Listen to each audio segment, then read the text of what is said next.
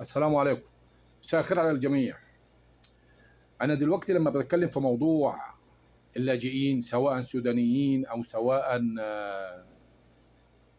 سوريين، انتوا ليه بتزعلوا لما بنقول كلمة ترحيل؟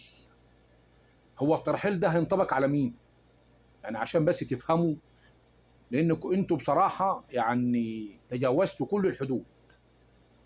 لما بنقول ترحيل، ترحيل لمين؟ للي مش قاعد قانوني في مصر. واحد قاعد في مصر كده سرداحي مرداحي، يقعد في مصر يعمل ايه؟ هي مصر دولة جاذبة للعمالة؟ طبعا لا. ما فيش منك فايدة للبلد، لا انت معاق ولا انت مشلول جاي تتعالج، الله يشفي الجميع، ولا انت راجل كبير في السن محتاج لعناية والبلد فيها حرب.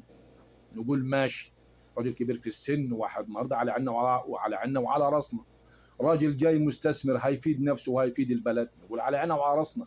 لكن انت شاب من فوق من 20 سنه لغايه 40 سنه، انت قاعد هنا تعمل، انت قاعد في مصر تعمل ايه؟ انت مكانك تروح تدافع عن بلدك وعن ارضك، بما انك ما انتش قاعد في مصر نظام. ده ايه اللي حارق قلبك ومزعلك ومضايقك؟ وبعدين احنا بنقولنا للمره المليار، احنا رد فعل. انتوا كنتوا عايشين لكم 14 سنه في مصر، ما جناش يمتكم، فانتوا اساتوا الادب.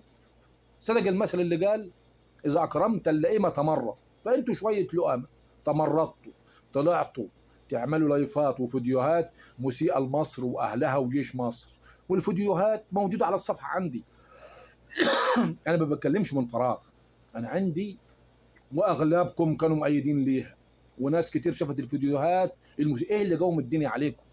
عشان تفهموا بس، ايه اللي قوم الدنيا عليكم انتوا والسودانيين والسوريين؟ ايه اللي قوم الدنيا عليكم؟ بسبب منكم فيكم.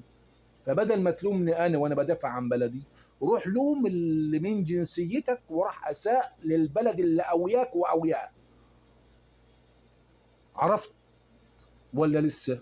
ولا نعيد ونكرر تاني؟ هذه بضاعتكم ردت اليكم، اساءتكم جت على دماغكم. والحمد لله رب العالمين. واستعد، بعد 30/6 عمك بشار مستنيك وهيعمل معاك الواجب. وتحياتي.